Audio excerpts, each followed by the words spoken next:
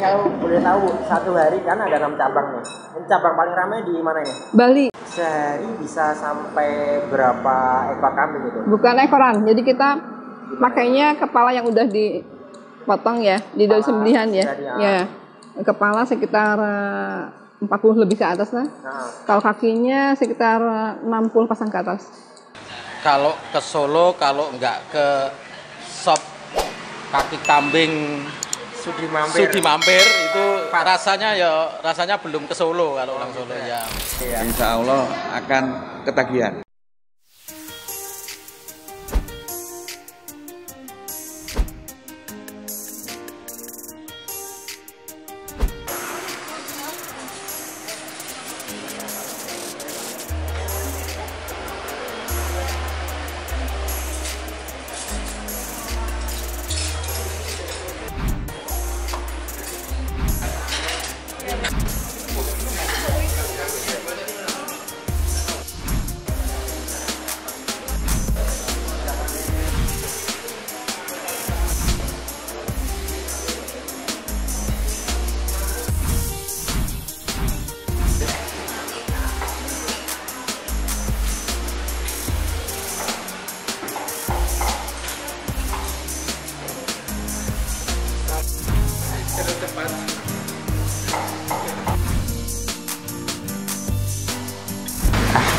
Selamat malam guys, salam pecinta kuliner. Kali ini kita mau bedah bisnis dari Ibu Didin tentang masakan sop kaki kambing ya mas. Masakannya luar biasa. Ini jadi lain daripada yang lain. Untuk salah satu khasnya itu kuahnya ini menggunakan susu. Jadi beda dengan yang lain. Coba kita nikmati ya. Udah dicoba mas. Nah, kita tambah biar mantap.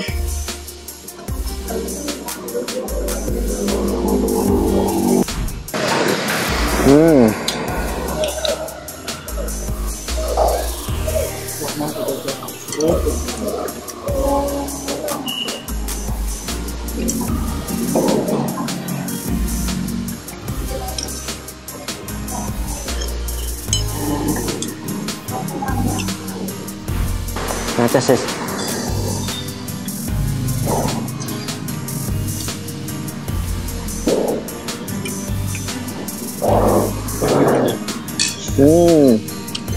Mantap. Lagi kita di acara inspirasi bisnis. Kali ini kita akan ngobrol-ngobrol dengan owner sop kaki kambing yang sudah terkenal di Solo maupun di luar kota juga. Kali ini kita akan membedah bisnisnya, bagaimana beliau membangun bisnis ini bertumbuh sampai sekarang dengan omset yang luar biasa, dengan pelanggan yang luar biasa. Oke, langsung kita simak obrolan kita dengan Ibu Didin. Ibu Didin, gimana nih usahanya? Udah mulai buka ini sejak kapan nih? Tahun 1985 akhir. Saya lihat di pembukuannya itu. 85? Iya. Oh, baru belum lahir saya. Kira-kira begitu. Saya padahal 86. Itu bermula dari suami atau jenengan atau dari keluarga? Suami saya. Ya, suami saya dulu pernah tinggal di Jakarta lama gitu, terus buka di Solo. Kemudian kami buka itu sampai sekarang. Itu berarti sudah 35 tahun ya? Iya, kurang lebih ya. Sudah 35 tahun. Kamu berapa guys? Saya 34 tahun. 35 tahun. Hampir sama, malah lebih eksis. Ini udah buka di mana aja sekarang Bu? Sekarang alhamdulillah di Solo ada 3, di Bali ada 2, di Bandung 1. Berarti udah 4 cabang ya? Berapa tadi Bu? 5 ya? 6. Oh 6 ya? Di Solo ada berapa? 3. Di Solo 3. Di Bali 2. Oh, luar biasa. Di Jakarta sendiri? Enggak. Kita nggak buka. Pusatnya. Ini dari 6 cabang ini sekarang karyawannya sudah berapa ini kalau kita tahu? Tak 30-an. 30-an ya? Iya. Ada bising. 30-an karyawan. Ini dulu motivasinya apa Bu? Mulai usaha di sop kaki kambing ini? Apa memang dulu warisan orang tua atau memang dulu awal mulanya gimana ceritanya bisa jadi tercetus masakan ini? Awal mulanya sih kita pengen mandiri ya tentu ya. Terus kedua kok kelihatan di sop kaki kambing ini ada harapan gitu. Selain memang tahu bahwa banyak manfaatnya gitu kan, gitu pengennya berbagi manfaat juga. Iya. Terus lama-lama ternyata makin asik juga menghasilkan. Jadi kalau boleh tahu satu hari kan ada 6 cabang nih. Ini cabang paling ramai di mana ini? Bali di Jalan Imam Bonjol. Okay. Sehari bisa sampai berapa ekor kambing itu? Bukan ekoran. Jadi kita makanya kepala yang udah dipotong ya, di daun sembelihan ya. Ya. Kepala sekitar 40 lebih ke atas lah. Kalau kakinya sekitar 60 pasang ke atas. 60 pasang kaki. Ya, ya. Terus kalau di sana pakai iga, kalau di sini nggak ada. Iga, jeroan, sama satenya juga di sana ramai satenya. Sate kita terkenal gitu, lain gitu. Khas punya khas sendiri gitu. Berarti tadi kalau dipaket sampai berapa tadi? Satu hari kalau dipaket ini sendiri modelnya itu satu paket, satu ekor itu ada beberapa paket tadi. Beberapa bagian gitu ya. Enggak semua bagian kambing kita pakai enggak. Iya. Jadi kepala, kaki, jeroan, paha. Bukan kepala pundak lutut kaki ya Bu? Bukan. Tapi yang paling digemar itu kakinya justru. Jadi kita harus lebih, mungkin kayak di sini misalnya kalau kepalanya 30, kaki harus 60, 2 kali lipat. Gitu. Kadang kalau ada yang makan itu kalau tanpa kakinya udah habis, balik lagi malah nggak mau makan. Gitu. Jadi yang beda sama Mas Ajis. Digemarin itu ya? Kakinya malahan. Jadi terkenal sop kaki kambing itu memang betul kakinya itu. Kalau Mas Ajis dulu pengalamannya gimana Mas? Waktu makan pertama begitu, Mas Fauzan kan, makanya saya nggak mau begitu. Horor, kelihatannya horor Bu. Kalau belum disajikan itu. Oh gitu ya. Kurang. Tapi ketika satu kali coba, yang kedua kali ketagihan. Itu benar terjadi. Alhamdulillah. Waktu pertama kita makan tuh benar-benar ini makanan apa?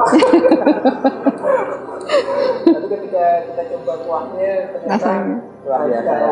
Ini memang sajian sebelum diolah itu sama setelah disajikan beda banget ya Bu? Beda banget. Katanya kalau masih di panci itu horor, ada kaki, ada kepala itu. Tapi kalau udah di racik, luar biasa. Bu, kalau di nomor 1 tadi di Bali ya? Kalau di Solo ini berapa? Sampai berapa per hari itu? Yang ini kadang-kadang kalau kita butuh kaki sampai 60 pasang. 60 pasang juga? Iya, terus yang kepalanya 35 atau 40. Per hari ya? Iya, iya. Itu bayangkan ya. Setiap hari itu bikin membantu berapa kambing loh. Baru di Solo aja ya 30 iya. kepala itu belum di. Jadi kemarin saya sampai ditelepon sama orang, ternyata itu orang Riau. Ya. Karena melihat perkembangan kita entah dari apa ya. Beliau minat untuk ngasih masuk kambing ke kita. Gitu. Ya, dikiranya kita mungkin barangkali kekurangan. Ya. Padahal kita sendiri juga alhamdulillah udah banyak yang nawarin gitu. Tapi ini untuk support dari kambingnya bukan dari internet sendiri, ada dari luar semua yang memasaknya ya? Ada yang dari Semanggi, ada yang sekitar sini. Iya, tapi ada juga yang Boyolali. Kebetulan kita udah kenal gitu. Kebetulan beliau itu dari mulai ternak sampai menyembelih. Ya, insya Allah kalau kami pakai syar'i ya, maksudnya penyembelihannya ya, memang benar-benar saya minta autobiografinya penyembelihnya juga. Gitu. Saya ingin semuanya halal, saya jaga itu biar barokah.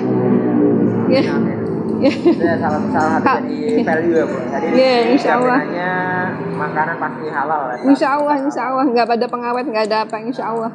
Jadi kita sekali jual kalau nggak laku dibuang, nggak dipakai kuahnya tuh. Karena kita bukan hanya mencari keuntungan tapi manfaatnya itu loh. Manfaatnya.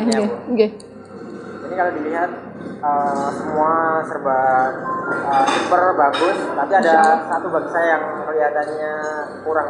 Apa itu? Jadi bikin ketagihan.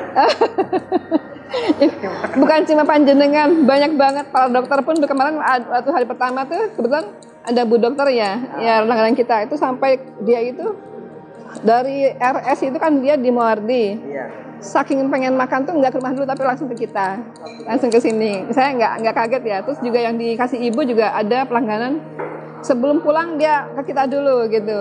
Jadi langganan dari berbagai kota itu Iya. sini semua ya? Iya, kemarin saya dihubungi dari Boyolali. Udah sampai di sini.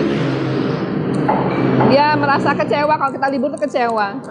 Dari Klaten sampai sekarang masih di Honggowoso sampai sekarang punya foto berlangganan. Sudah 35 tahun turun-temurun ya, Bu? Alhamdulillah, 3 generasi ya. Bu, ini kalau boleh tahu nih, ada plan nggak buka cabang lagi di mana rencana? Insya Allah ini kemarin kita juga ada yang ngajak di daerah Banjarmasin ya. Banjarmasin ya? Iya, di sana katanya udah siapin ruko segala gitu sama apa tempatnya perlengkapannya. Tapi ya doa restunya. Amin. Mohon doanya semoga bisa segera buka cabang di Banjarmasin. Iya, karena waktu itu orang Banjarmasin nginap di Solo sini di Hotel Lampion.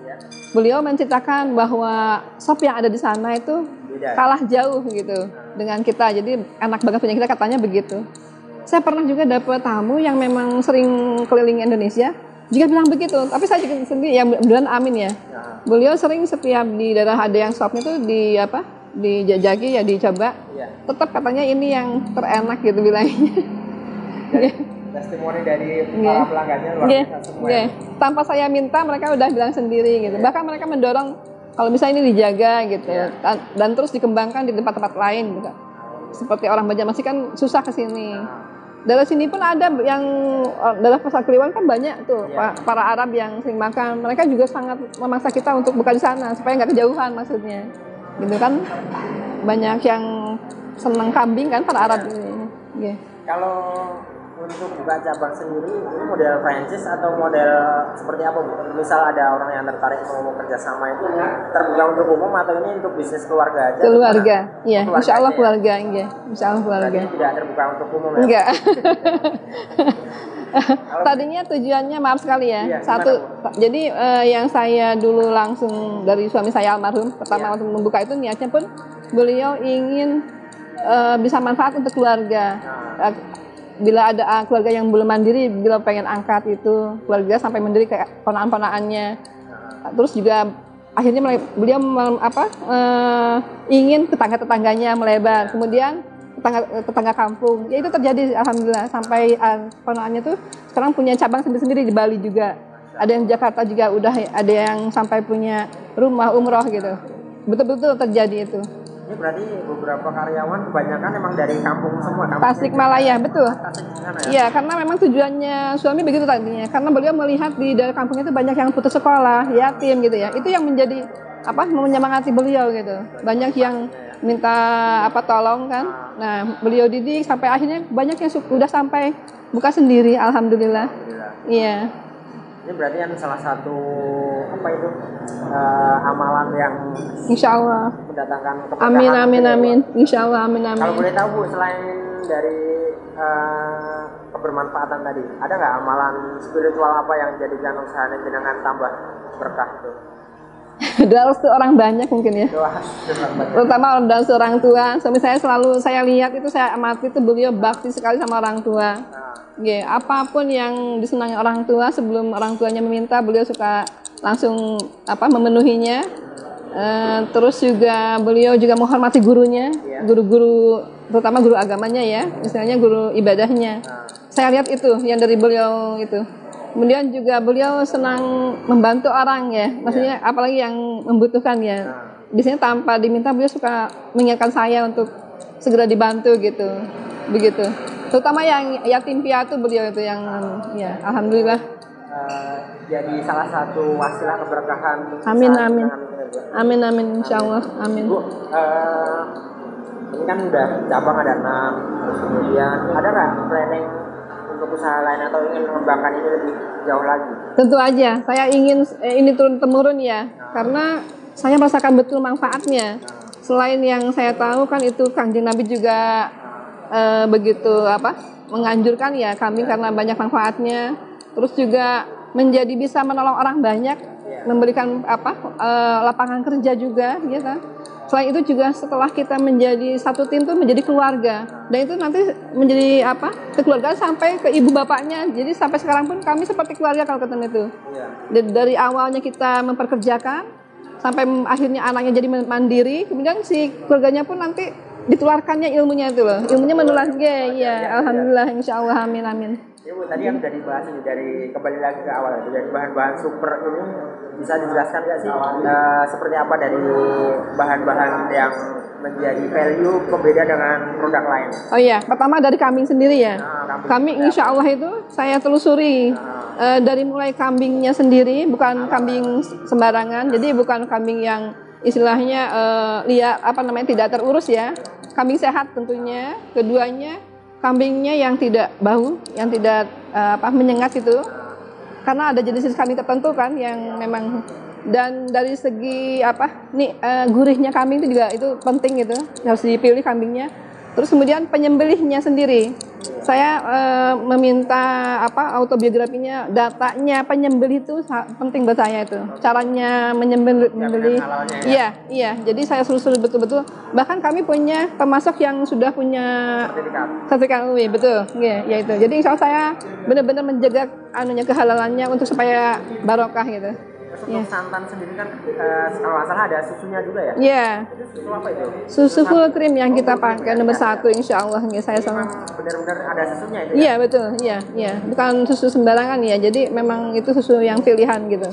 Iya. Terus dari beberapa cerita di racikanya ada rempah-rempah yang bikin untuk kesehatan lah. Iya insya Allah. Itu seperti apa Ibu? Iya, jahe misalnya ya. Nah, jahe kita nggak sembarang jahe. Jahe memang yang jahe super. Gitu yang memang nomor 1. Terus juga kayak yang kelihatan ada kelasnya itu seperti cengkih, kan cengkih macam-macam ya. Terus juga kapulaga itu loh. Kan ada kelas-kelasnya, kita juga ambil yang terbaiknya gitu. Jadi setiap bahan tuh kita ambil yang terbaik gitu. Sehingga jadi rasanya pun yang sangat baik ya. Bu, ini kan kita di channel Inspirasi Bisnis ya. Kebanyakan teman-teman di sekitar kita, mereka mau mulai sebuah usaha itu takut untuk memulai, atau mungkin takut karena nggak punya modal, atau takut dengan berbagai alasan. Ada tips seperti apa Bu mungkin untuk menyemangati teman-teman yang mau mulai sebuah usaha? Kalau menurut saya memang kita perlu keberanian ya. Iya. Terutama niat dulu, niat yang memang manfaat dulu itu ya. Itu yang menyemangati kita. Insya Allah kalau niat manfaat akan dijaga caranya, jalannya pun jalan yang memang benar-benar baik dijaga ya. Udah ikhtiarnya pasti ikhtiar yang penuh semangat, yang benar-benar nggak main-main gitu. Kalau saya begitu. Jadi nanti langkahnya pun terarah gitu. Jangan lupa restu orang tua, restu guru itu ya. Dan kita juga menjaga kewajiban-kewajiban kita tentunya ya, supaya kita bisa istilahnya diridhoi Allah ya, gitu ya. Kemudian juga supaya kita itu bermanfaat untuk orang banyak gitu. Sangat banyak manfaatnya kalau kita bisa mandiri. Selain untuk diri kita, untuk keluarga kita, untuk orang banyak juga, insya Allah bisa membantu yang lain gitu. Ya, jadi memang harus dikuatkan niatnya itu. Ya, insya Allah. Ya Bu, itu untuk semoga dari tips itu bisa menginspirasi. Amin. Ada yang ingin disampaikan untuk rekan-rekan sahabat Inspirasi Bisnis Bu? Iya, kamu saya sebagai seorang orang Islam ya, gitu ya. Sebaiknya menjadi orang yang berekonomi kuat. Ya harus, itu wajib gitu. Jadi kita harus benar-benar bisa menjadi orang yang saling membantu, menguatkan untuk menegakkan agama kita juga itu ya. Teman-teman, bagi yang belum pernah merasakan di Sop Kaki Kambing, ini namanya apa Bu? Sop Kaki Kambing Sudi Mampir Fad. Fad. Pakai Fad ya, jangan lupa pakai Fad. Sop Kaki Kambing Sudi Mampir Fad. Ini cabangnya di Solo ada 3, di mana aja Bu? Di sini Jalan Rajiman. Di shelter kuliner Kota Barat. Di Kota Barat. Dan di Jimbangan. Itu barat dari pabrik Tipontek ya. Iya. Kalau yang di Bali di mana Bu? Di Jalan Imam Bonjol. Sama Jalan Gatot Subroto. Kalau di Cimahi, Bandung itu.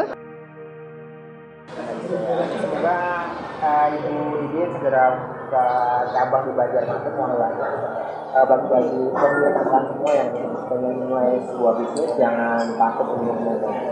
Oke, terima kasih Bu Din. Sama-sama. Waktunya. Sama-sama. Assalamualaikum warahmatullahi wabarakatuh. Waalaikumsalam warahmatullahi wabarakatuh. Maaf Pak, dengan Bapak siapa ini? Tatang Iskandar. Bapak Dadang Iskandar. Udah lama langganan di sini Pak? Sudah lama sejak tahun 95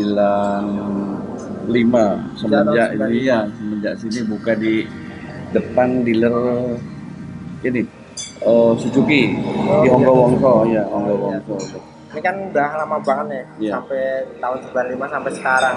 Apa sih yang jadikan ketertarikan Bapak sampai sampai sekarang masih jadi langganan di sini?